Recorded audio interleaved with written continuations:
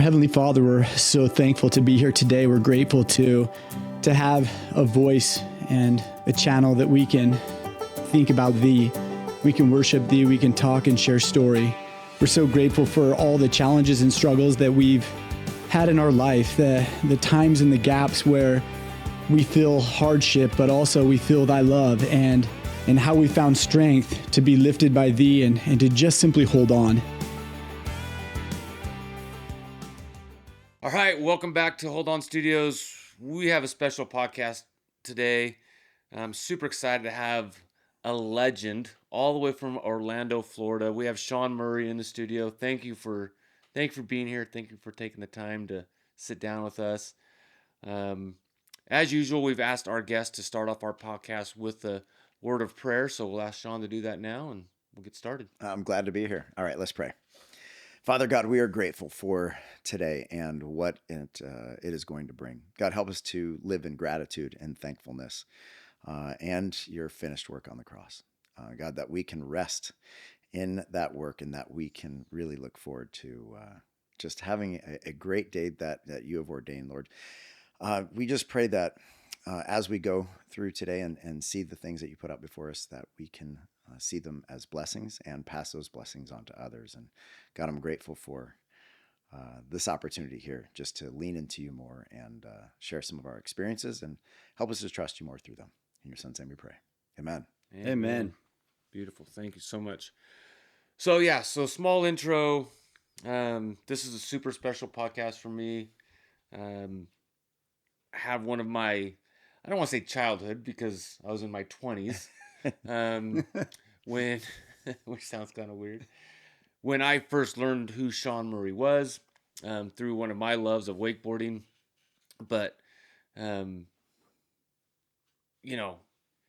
you were like this in the wakeboarding world, right? That's what I knew, and that's what I loved at the time and still do, but you were just this rider that, I don't know, was fun and stylish and I just loved watching you, and you had the tension out at the time. So, again, wakeboarding was all, I just thought wakeboarding was it, right?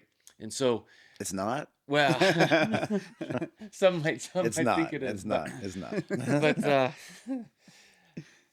remember watching your videos, and then in my boat on VHS.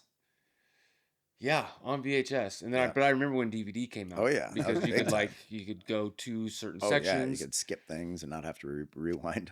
And for a lot of our readers or listeners, this was before YouTube. Yeah. Right. So we couldn't just watch something and learn it. We had to, wait for the new video to come out to drop. Yeah. But I had like this little binder in my boat that had all your tricks, so I would like check it off because you did everything in.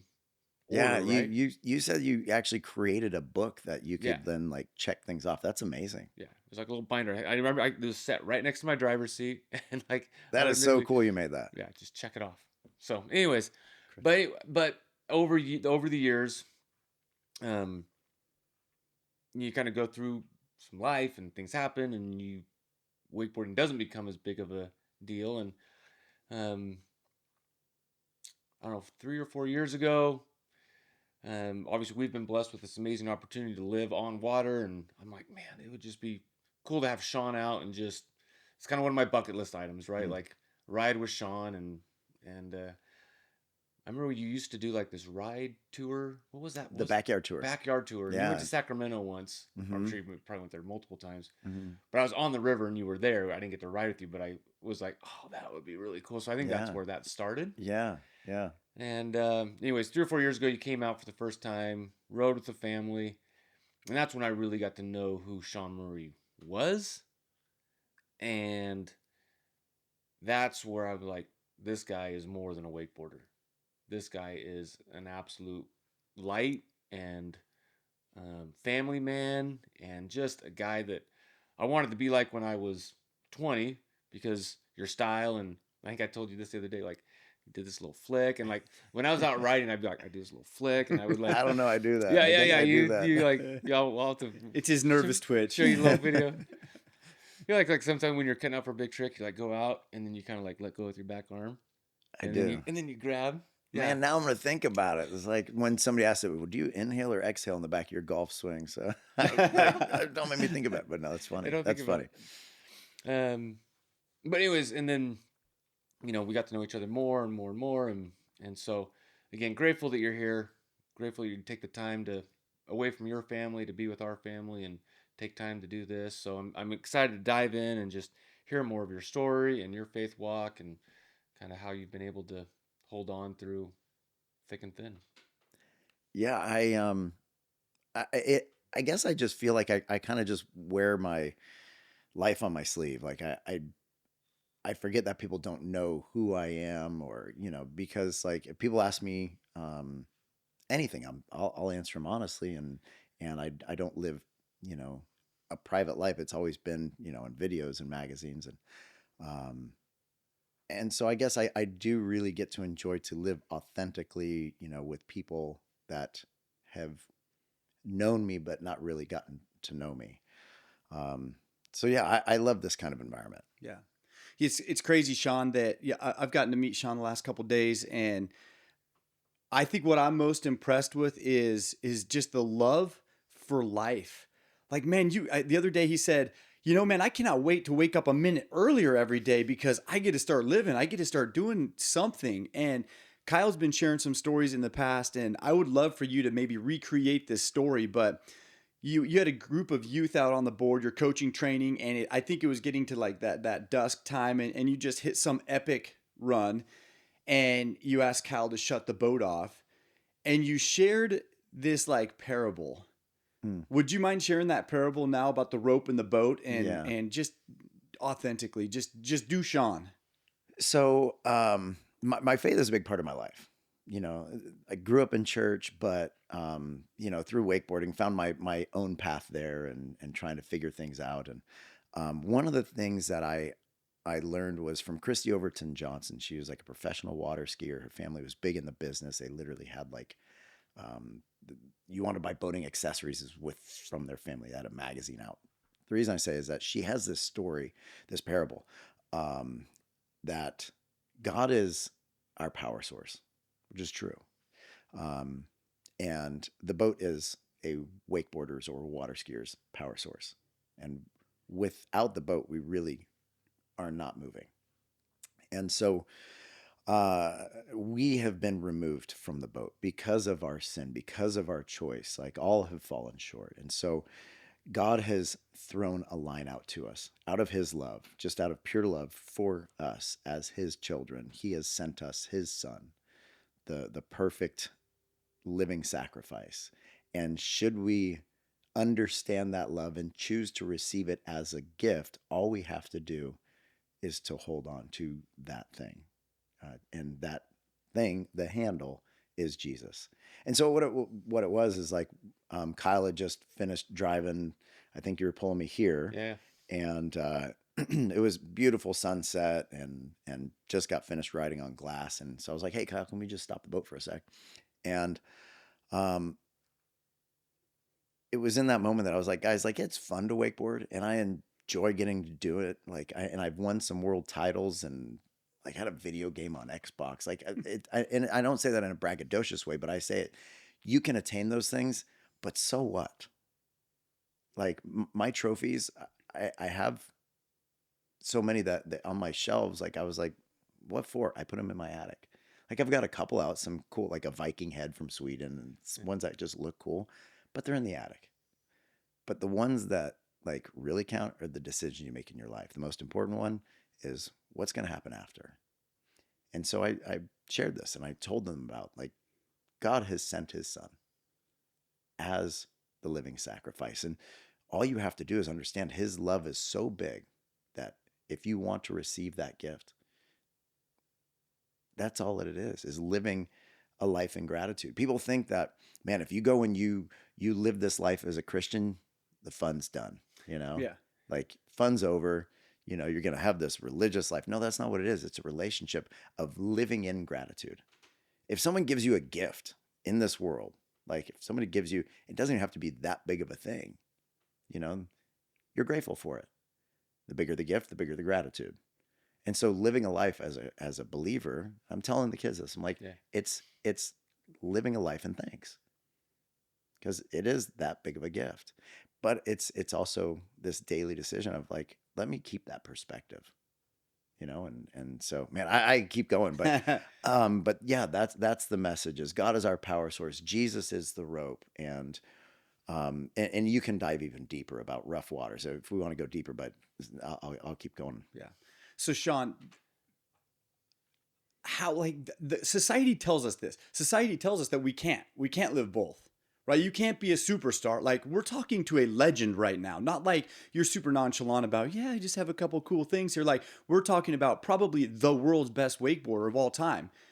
And you can live like with the relationship with Jesus Christ. Like, they can live together, because maybe society says that can't happen. So what do you say to those people that are like, they're trying to marry the two, but really they feel like they're living two different lives? I'm 49 years old, still riding as a professional athlete. I think that just in itself is like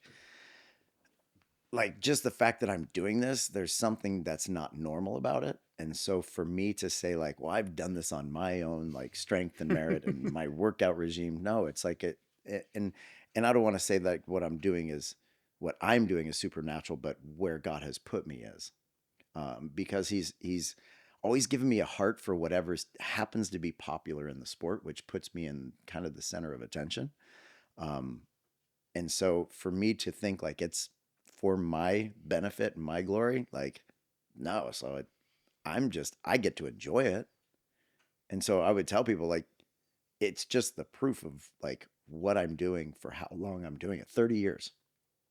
I first signed with Hyperlight, still with the company for 30 years. I first signed with them in 1995. And even my board graphic this year says 30th anniversary. It's crazy. So it's just to say like that it's not normal. And what I was saying is that I've always enjoyed certain things in the sport. Back when competitions were like a big thing, thousands of people would go to these. 4, 5, 6, 7,000 people would be at like these events, and I compete in the X Games and things like that. I enjoyed competing, and I wouldn't always win, but I won sometimes.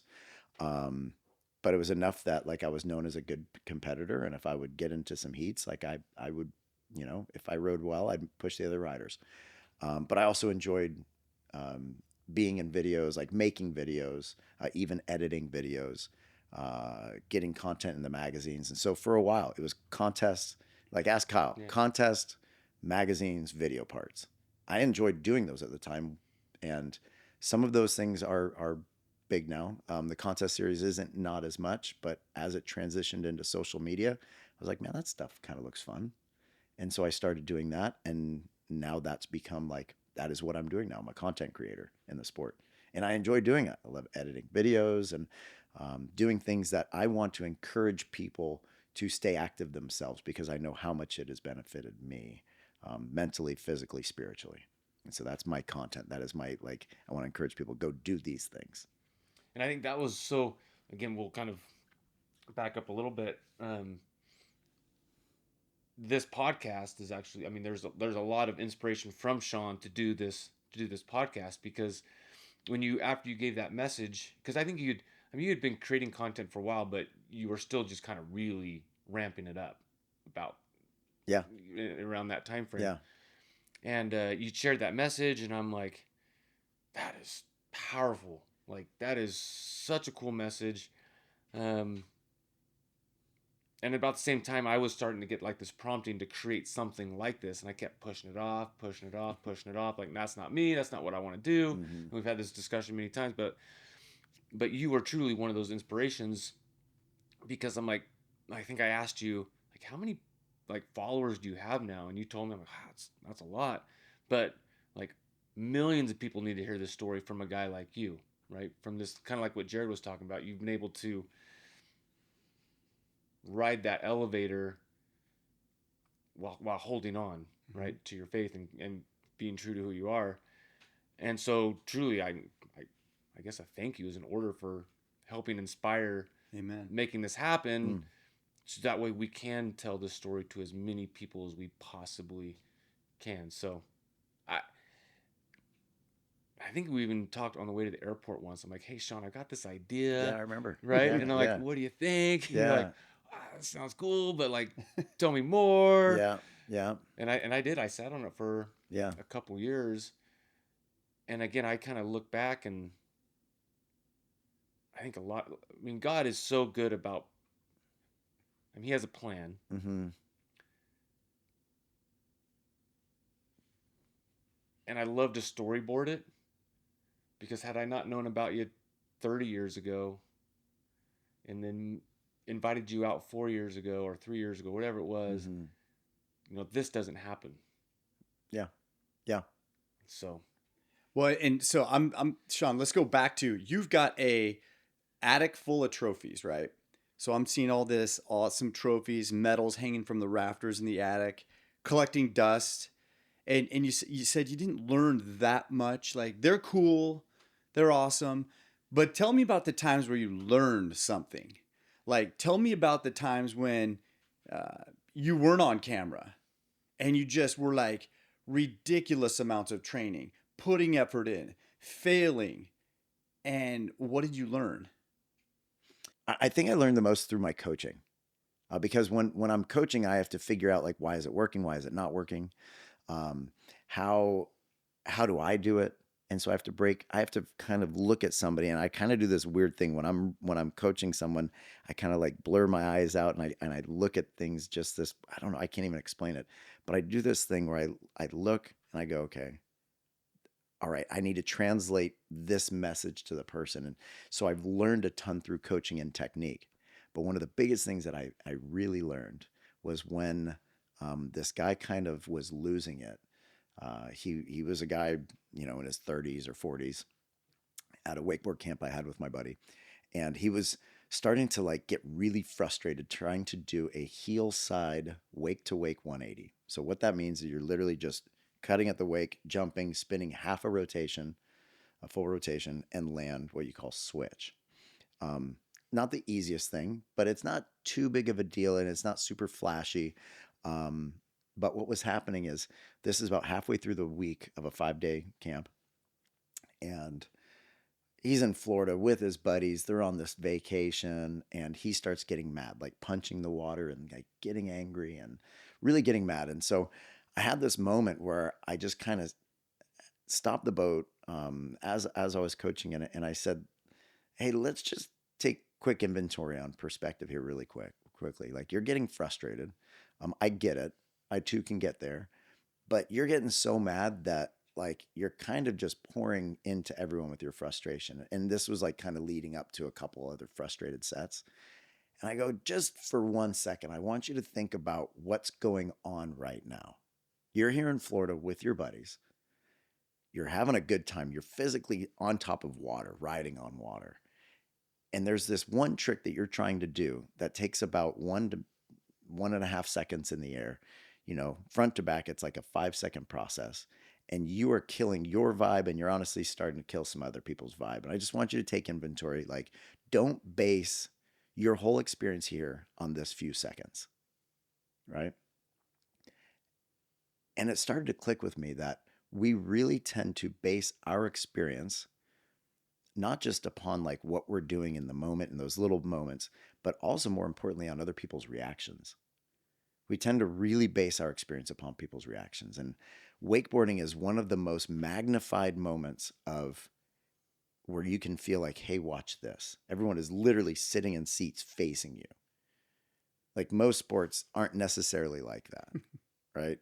Like maybe on the chairlift, like people going down, but those are strangers. But even at that moment, like if you've been on the mountain, you feel like you're being watched. And so I started to realize like we can do that with anything. And when we do that, we're kind of missing the point.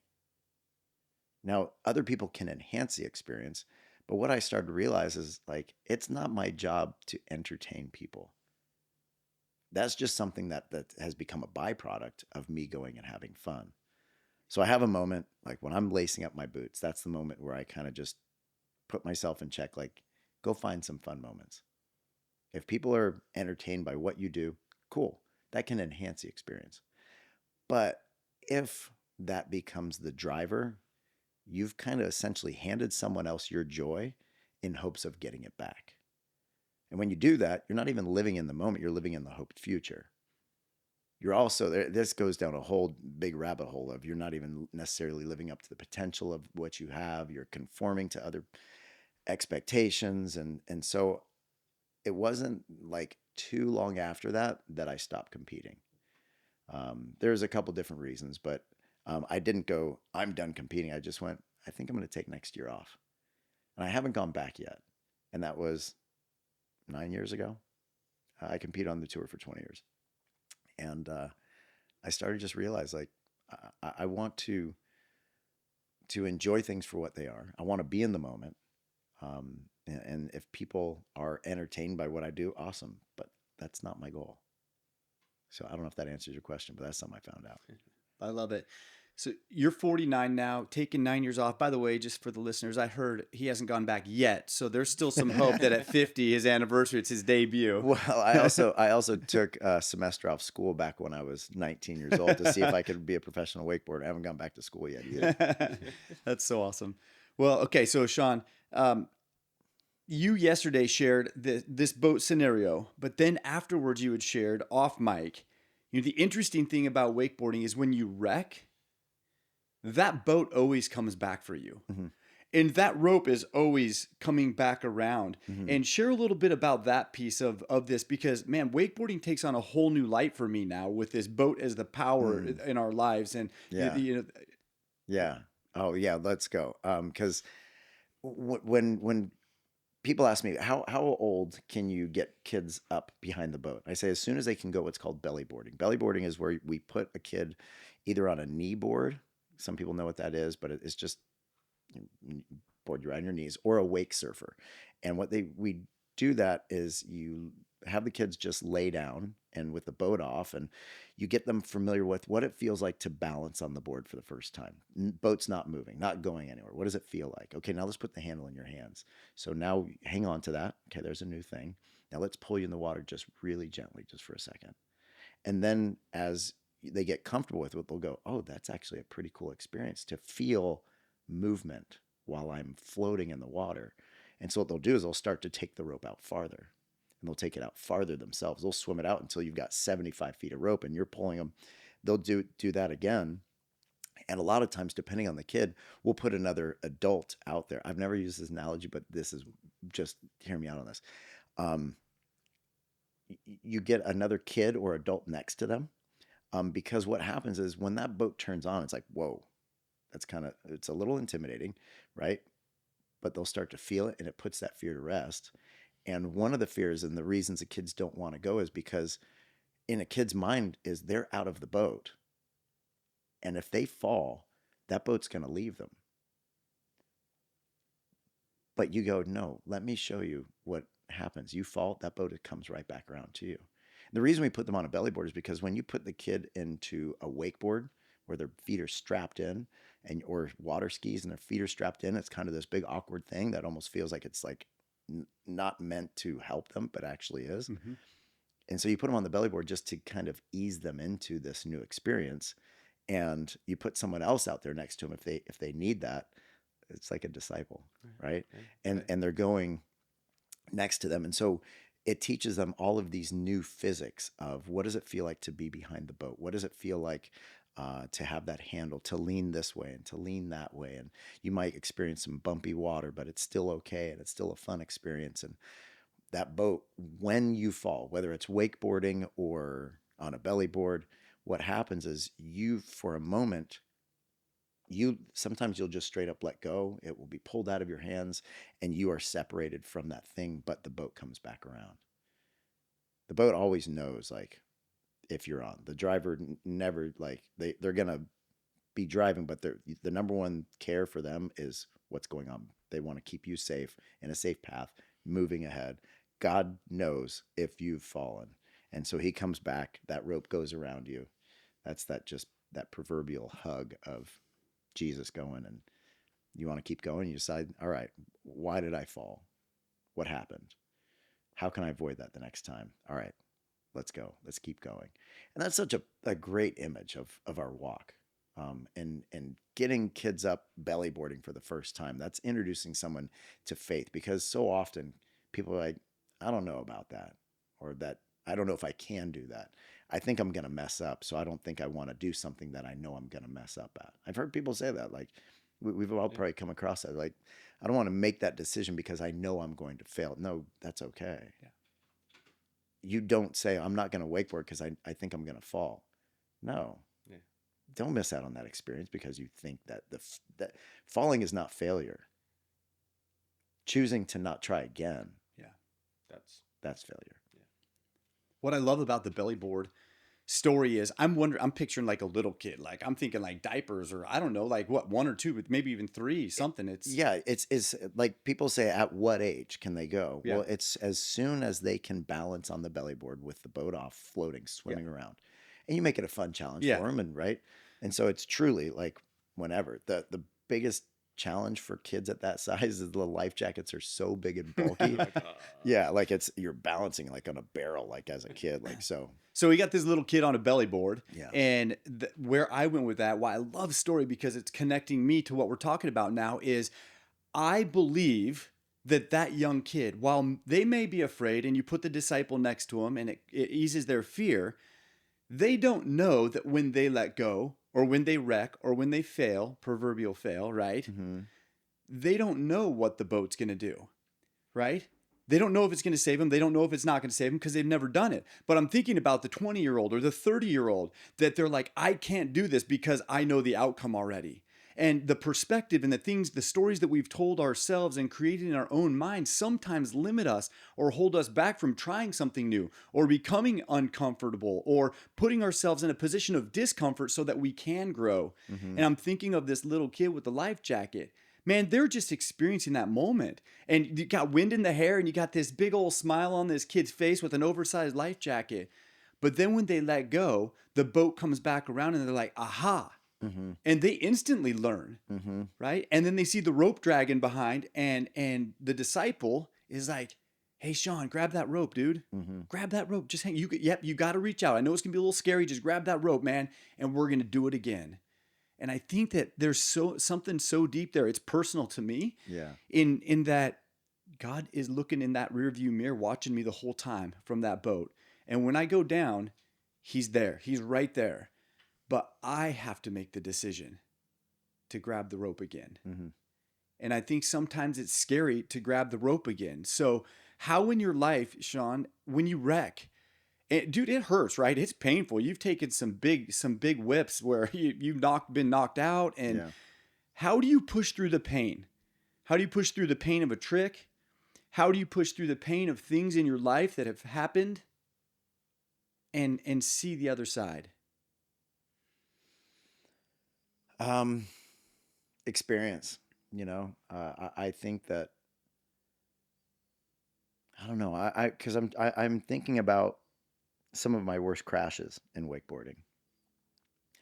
Some have knocked me out, hospital visits, dislocated knees, things like that have like forever changed my body, and so I have to think, how did I end up doing that? Well, I was doing this thing. Do I never do that again? How can I continue down this path? Do I need to do that again?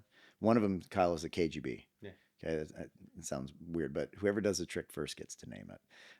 This guy, Greg Necrason, named the KGB, and the KGB sent me to the hospital 2 times. And one time it was what we call taking a back edge, makes your head whip this way, whack. I hit my head so fast, so hard that it literally knocked me out, not breathing, face down in the water. That one, I literally couldn't move my head for a month. It kind of gave me this concussion that to this day, I still kind of have a sensitivity to some bright lights and loud noises and things like that. So that changed me. And another time I took one to the ribs, and both were at contest. Both were ambulance rides. Yeah. I've been to the hospital a few times. Thanks, Greg. So, doing that trick definitely it's been intimidating, but it doesn't mean I don't try it. In fact, I did it 2 weeks ago, to where I had like the best feeling since my last hospital visit, and it was I can't explain it, because when I did it, like, I got time to slow down again, and it had been a long time since that had happened. But I just kind of went through it. I had to put myself back into that space of, this is set into this position. I'm giving myself a few little technique things, and when it happened, it slowed down again, and it was like the coolest feeling, because I had done it a handful of times since the last hospital visit, but they always just felt like time was speeding up, and just like, okay, I made it, I got it. But when I finally got that feeling back, it was unreal. Like, and I tried to tell, like, I think my wife was out on the boat, and my kids was like, that was the best, and I'm like, I can't explain to you like how good that felt to get back into that headspace. So there's definitely been some tricks there's some that I haven't done since I've wrecked. But those are the things that I'm like, do I need to? Where's my connection to where have I failed in life? I don't want to say failed in life. Where have I had some falls? Who you hang around, the people you put yourself into the middle of. My dad told me from when I was a kid, like, choose your friends wisely, because you are who your friends are. Actually, he said it the other way around. He said, you are who your friends are, so choose them wisely. And I learned that's a big part of it. What circles do you find yourself in? And that's been one of the things that has kept me from falling. Yeah, surround yourself with the right people. So there's this story. I jump on a plane. I'm jumping. The guy next to me, he's a lawyer from Seattle, and I'm that over anxious, excited, energetic guy that's like wanting to talk to the dude next to me. I can clearly see he does not want to talk to me, and I'm like, hey man, I'm Jared Bruce Larson. What's up? How you doing today? And he's like, oh geez, we got another one of these dudes on the plane, right? And I'm like, where are you headed? And he says, I'm actually headed to Spain to my daughter's wedding. I think it was like Santiago something. But he said, hey, I was asking him, well, man, what are you going to do while you're there? And he goes, well, my daughter's just finishing this thing called the Cruz de Ferro, right? The Iron Cross, or this pilgrimage, right? Where you walk, I think it's hundreds of miles. I don't know the exact mileage. And you pick up a rock along the way at some point. And you place that rock at the end. This culmination of this pilgrimage is placing this rock at the base of the Iron Cross. And I think it's so incredible, because he said it's not about placing the rock at the cross. It's about the journey and who you become in the way. And you carry this cross, you carry this weight, or you carry this rock or weight with you this entire walk. And then you get to release it. And I'm thinking in my head while I'm crying, sitting next to him, this energetic guy, man, we sometimes are carrying rocks. Mm-hmm. Sometimes we don't even know about these rocks, but we think it's our job to get rid of those rocks, right? It's like this. But the reality is Jesus has come before us. And that placing of the rock at the cross or at the Savior's feet is so important, right? How have you, Shaun, found the strength to give your pains, to give your challenges or struggles to Jesus Christ? This is my reminder. This isn't merch that I have or anything. I made these shirts for myself. And what this means is, whatever you're doing right now, do it well. Too often I feel like we can try to carry these burdens, these rocks through life, as more than just a lesson. But I think that's, you mentioned it yesterday, and I truly believe as well, like, people too often are living in the past and having that hold them back, when really, like, can we use our past as a lesson to move forward? Yes, but let's move forward. Like all we have is the now. And so something that I have done is just to do now well. Whatever I'm doing right now, it doesn't matter if I am driving, if I'm washing dishes, if I am spending time with my kids, if I'm on Instagram, if I'm having a conversation with someone. Do that thing well right now. That's it. That's all you really can do. And the Bible does say, don't worry about tomorrow. It has enough worry in itself. Like tomorrow will take care of itself. All you can do is just pray through today right now. Pray without ceasing. It's in Thessalonians. Pray without ceasing. That's the best thing. And so that's really a way that I've been able to let Jesus kind of carry me through the day. Because sometimes you're just like, man, how am I going to get through today? Like today, like this is tough. No, all you have to do is get through right now. Like, can you make it through right now? Okay. Just, I'm telling you, try it. Just try it. The next time that you're just like, I can't do this. What have I done? Like that was a big thing for me this year. Because I just embarked on a journey. Like I've learned that I like to live in discomfort. It's more comfortable for me to live in discomfort, because I could have stayed with this company. I was with a boat company called Nautique for 25 years. Great company, still friends with the people there. But I just felt like I was called to do something different that nobody's done in the industry before. And that's just basically say no to a contract that every other rider wants. And I'm not looking for another boat sponsor. And I made this decision so that I could kind of go down this content creator route. And it was uncomfortable for me. But it was more uncomfortable for me not to. And so fast forward to like a month into this decision, because this happened January of this year. And I'm like a month into it going, what did I do? Like, is this the path? Like, man, this is going to be work. Like this is, but you know what? I remember like this phrase that I had been saying, and I hadn't made the shirt yet. And I was like, man, like, okay, all I have to do is just do now well. And if what I do in this moment right now continues me down this path, cool. And if not, then I just go where I feel like God is leading me. I really like prayed through this decision a lot. It was big. It was big.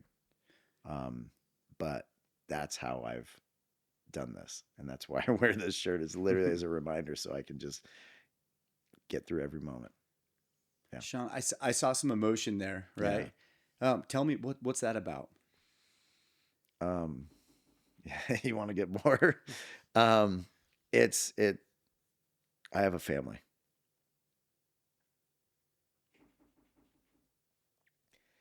If it was just me, you know, but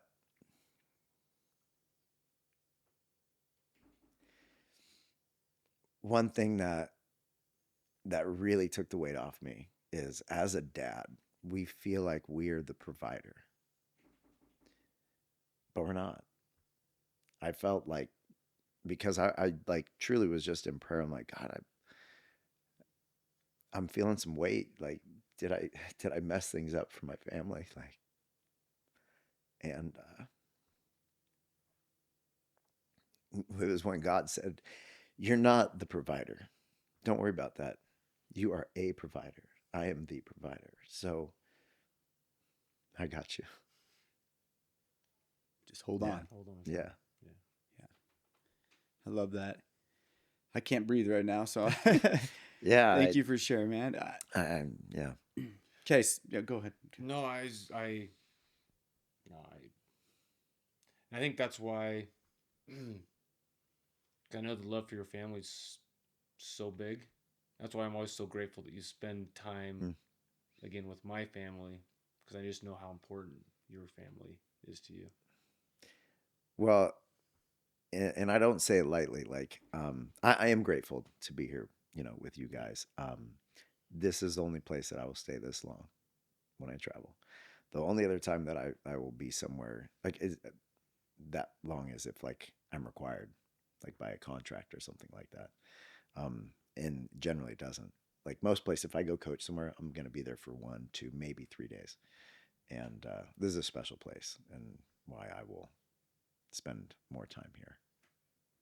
So Shaun, you talk about inspiration and like where you pray to God, and yesterday we had a conversation about flow state, right? This flow state. Yeah. And I've found in my cycling career and different things where I can't explain this to people, and maybe you can help explain it to the listeners, but once I'm pumping and I'm going, and then someone animates the race or something happens and it's on, and you know when it's on, and it's like you go there and it's kind of that deep place, and it's way past your comfort zone, and everything for me just it tunes out, and I'm hyper focused on something. At that very moment, at that time, is when I am most receptive to inspiration, to hearing God, to thoughts and impressions and things around me. And it's the weirdest thing. And like, I don't know how to capture that in a pill and give it to people, but you do the same thing. And you were sharing that story yesterday, and give us a little bit of the psychology behind that and why that happens. In working with a sports psychologist, I learned that our brains are so fast at processing that we can actually shut down unnecessary, what are referred to as channels, so that when we bring in the only the necessary channels, we are able to process at such a fast rate that we can slow time down. And generally, when we get into some places that make us a little bit nervous, we jump channels super fast, and it actually makes time feel like it's almost speeding up, and it makes it hard to operate in those moments. But that's why a lot of times training can help you get there faster, because you learn what your body can do, you learn what you need to do, and then you can actually push beyond those moments. And so I think it's a very healthy thing to find yourself getting into physical or mental, what I call pushes. And that's where your body says, whatever you're doing right now, stop. And you go, no, I can keep going. And when you do that, you can find yourself going up to another level. And I think that something happens, a hormone, something gets released in our bodies that I think is a very beneficial thing to us. And I think that's what a lot of people are missing. So if you are out there in like a struggling play, if you're struggling mentally, a lot of times you can connect it to physically. Not all the time, but if you're struggling in something, go for it. If you're struggling mentally or physically, find something where you can push your boundary. I don't care if it's hanging from a bar and set a stopwatch, and your body says let go, and you go, no, let me just go a little bit longer. Or holding a plank, or jogging a mile where your body says stop here, and you go, no, I'm going to make it to that next mailbox, or whatever it is. No, I can go just a little bit farther. Try that out. See what happens. I find that personally, I need to get myself there once a day, where my body says stop, and you go, no, I can go a little bit longer. That's the mental aspect of pushing ourselves, and I think get into a better space. But when you go and get into that flow state, man, that is something where you can learn to turn those other channels off. And there's some things that you can practice to get there. You heard me go into that yesterday, and it takes a little bit of time to kind of like experience that. But what do you want me to do? Try to give somebody an idea of how to get there, or what do you think? No, I think more on how you receive inspiration, how you find. So there's this juxtaposition between your effort, but not forgetting Him, not forgetting Christ, right? And how you can pull those together, right? Yeah. Yeah, I would probably go back into the experience side of things rather than the performance side of things.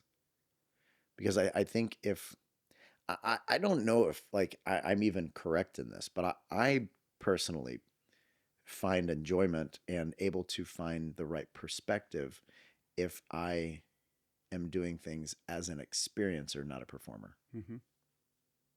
And that allows me to be in the moment. And that's where I feel like I can communicate with God better in that moment. One of the most magnified places is not just wakeboarding, water sports, because people are looking at you, but you play golf at all? Mm-hmm. Yeah. Yeah. Right. If you play golf with a new group of guys, the first tee box with a new group of guys is probably one of the most like magnified moments where you have an out of body experience. You literally, like me, maybe you can like feel the same way, is that you're golfing here, these guys are watching you, and you are watching them watch you. Like it's this kind of out of body experience that you're just like, don't screw up. Right. And that's like one of those moments that I'm like, all right, put this into practice right now. Just enjoy hitting this ball and see if you can have a good feeling on this. In fact, I started playing what I call emoji golf.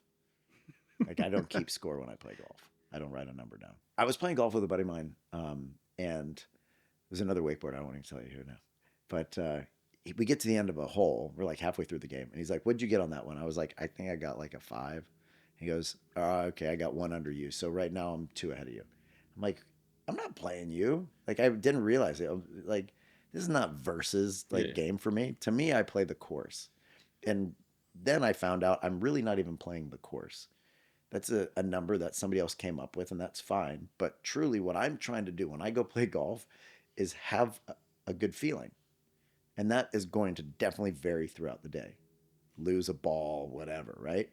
And so when I get to the end of a hole, I literally just write an emoji of what did I experience on that hole. It might be the puke emoji because you're really disgusted. Totally. Yeah. Like, or the poop emoji is like is the easy one to draw. But truly, like think about it. Like you can go out there and have just a bomb of a drive and chip onto the green. You're like, oh, it's happening. I'm so good at this game. Oh, I got it figured out, right? Sign me up. But then you can 3-putt your way around the hole, or worse, even more. And on your scorecard, you will have like a number that does not represent what just happened, right? Like part of that, but you just had like some amazing moments, right? And so it's, I don't know, I have no analogy for this right now, but if you have one, go for it. But that is where I just go, you know what? I want to enjoy this moment. What is my goal? What am I trying to do? And yeah, that's, I guess like that would be a great place to explain to people, is that if you want to get into the flow state, let a lot of those things go away. This is not a performance. You're in an experience. And like, I truly think that life, one of the biggest reasons that we have been put here is for relationship, right? It is within this energy exchange, if you will, like of what we do, is that I think a lot of our existence happens. Yeah. That's another conversation. Yeah, we go on for just days and days and days. We could sit here for hours. I've got a daughter on a mission right now. And she's going through her ups and downs, or her valleys and peaks. And there's a couple messages today that I am absolutely going to share with her. To do now well, because she's super hard on herself, like we all are. Yeah. And she's a perfectionist and wants to do her best, but the golf. So Brittany loves to golf, and I love to golf with Brittany. We were talking about this last time we golfed, how golf is a lot like life. Right? Every once in a while, you'll hit one, and you're like, Felt good. I felt good. Like I'm a golfer. Yeah. Right? Yeah. And that's, life can be very similar, right? Yeah. Where you're just like, boom, hit one out of the park. And then the next 3 holes are just like, what? Yeah, ready to pack it up. What is going on here? You're 10 yards from the hole. You bring out your 69-degree lob wedge and you blade it 30 feet past the other side. Yeah. But then you hit another one. That's right. Right? Then you hit another one. Yeah. And I think that's just another great analogy of life is you got to hold on to Yeah. those good hits, because that's what's going to help you carry through some of the not so good holes. And so that was just a good reminder for me on how life can be. Mm-hmm. And so And Shaun, thanks for that little reminder. so I'm gonna good. tell her.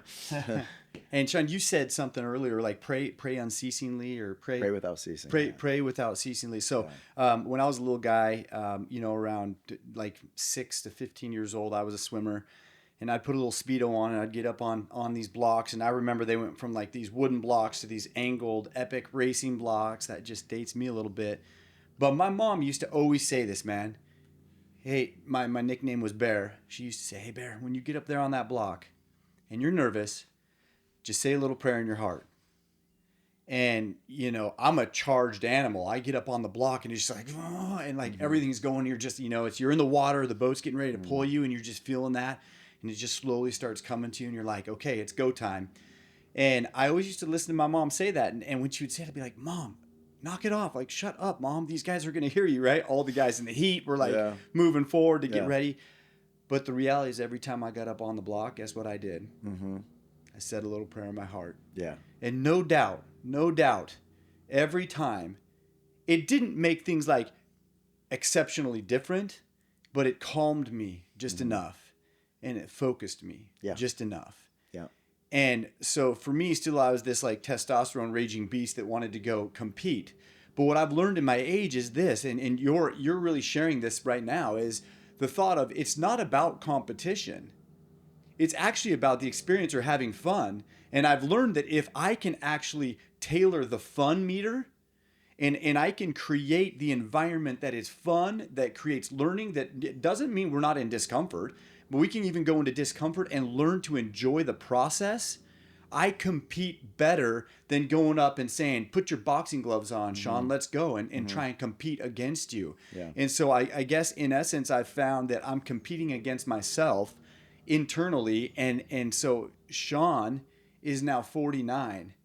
And you're really reinventing yourself. You're really reinventing a sport that no one has ever jumped the chasm of, like, competitor to content creator to all new contracts. I mean, you're writing a whole new path for the industry. What's next for Shaun? I don't know, because I'm just living right now. You're doing well now. Yeah. I don't know. I mean, it's kind of crazy. I was asked that in my first interview with ESPN. Like, I remember this guy. I was at the World Championships, and they pulled me aside. We had this little interview set up, and he got to the end of it. He's like, "Well, you can't do this forever. So what are you going to do after wakeboarding?" And I said, "I'm not sure. I'm going to get to the end of this season and see what happens and see if I can do it again." And that's truly just kind of what I've done. I've just been trying to pursue after God. I didn't always do that through some of my years, and some struggles came through some of those things. But I truly have just gotten to the end of kind of each season or each contract, which is like sometimes 2 to 3 years, and go, all right, are we going to do that again? And that's where I am right now. And I think I've learned that we really don't need to carry so much weight about what we do, but it's who we do it with. And doing things, of course, with my family, I love that. But if I'm going to do anything with anyone, when I do it with God, cool. And I think I even thought it yesterday. It was like, it doesn't matter. Like, stop worrying so much about like what you're doing and how often you put content out, and just do things with me. I'm listening to guys like, just do it with me. And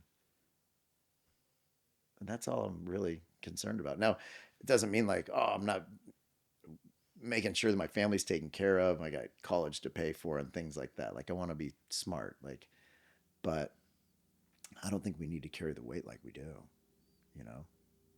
So I got one more question, and then I'll let Jared do his thing. But If you could invite one person to this podcast, who would you invite? Gosh, I mean, so many people come through my head. Living, dead. Either one. I don't know. One of each. Yeah, I mean, Jesus would be awesome. Yeah. Slightly overwhelming, but No pressure. You better ask good questions. He's like, I know what you're thinking.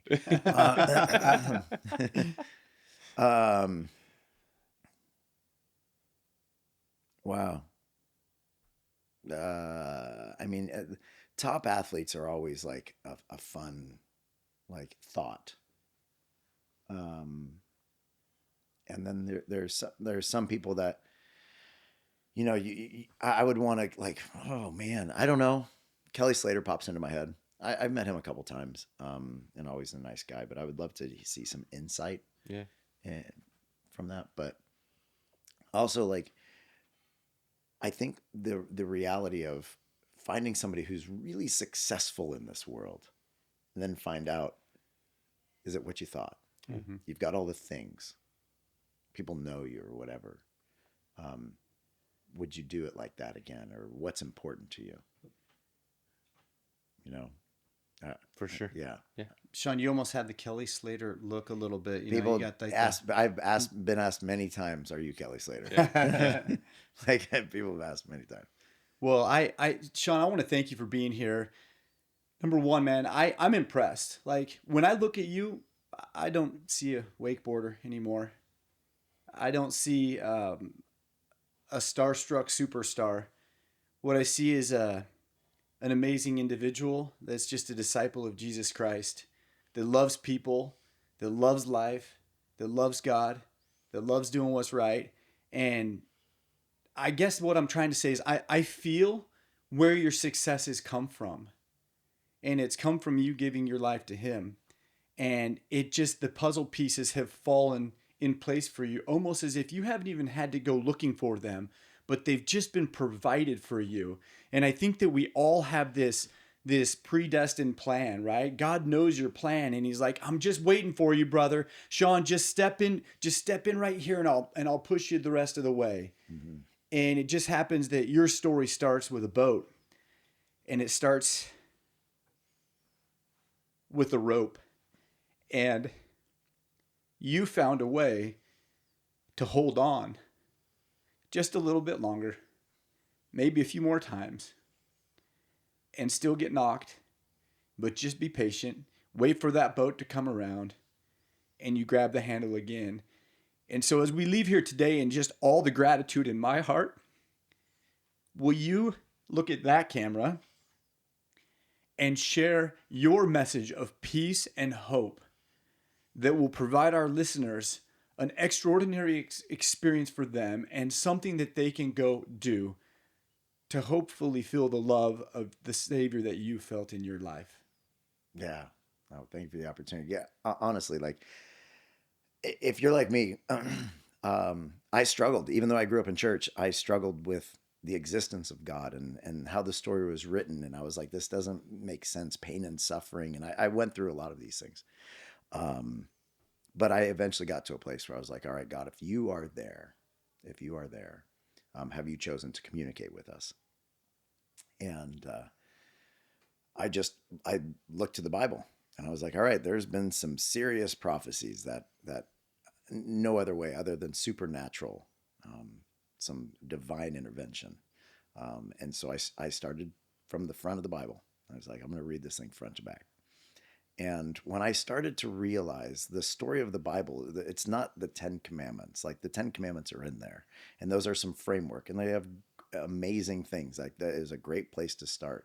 But what the Bible really is a story of the nation of Israel. And the nation of Israel is an example of mankind, of when we are pursuing God, he has us under his wing. He has a plan for us. And so when I finally realized, like, there is this God, and I remember I was laying down in the grass of my yard, just going, and this is not normal for me.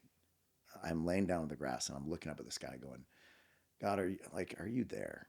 And what's going on? And he just started to speak to me through creation. And he said, you see these trees right now that are breathing out oxygen, that breathe in the carbon dioxide. Like there's just a relationship. Like it's a fun, beautiful thing. And do you feel the warmth that you are laying on this planet, this rock that is spinning through space at just the right distance from the sun, that you can just wear clothes and be comfortable? Like I've got this place pretty dialed in. And the one thing that like really got me was the fact that I can see. You literally have head cameras. Like you open your eyes and you can see. And just that bit of creation, God's like, that's just the tip of the iceberg of what you're experiencing. I was like, all right, so God, you obviously have some sort of plan that's going on. So I'm going to see if I lean into you, where are you going to take me on this plan?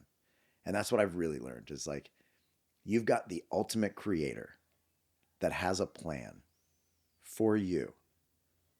Why not seek it out? If you're into a sport, if you're into baseball and you had the best coach in the world that offered to meet with you at any time, to give you advice, to give you guidance, why would you not take that up? So God, the creator of this world, he wants to walk alongside with you. And we can do that through his son, Jesus Christ. And it really is that picture of being in the boat. We've been removed from the boat, and he has sent his son out in love. And when you hang on to that life, man, are we going to hit some rough water? Absolutely.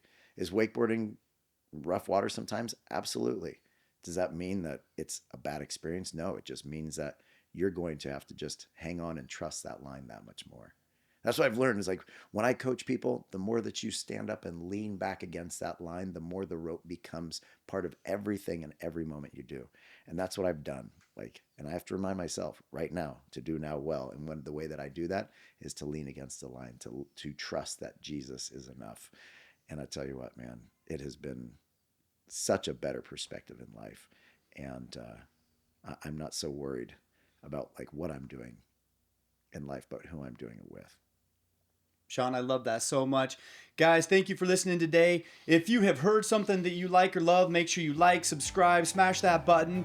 Shaun, we're so thankful for you. Kelly, we're coming for you. We're going to pit the wakeboarding champion of the world against the surfing mecca. Thank you guys for joining us today.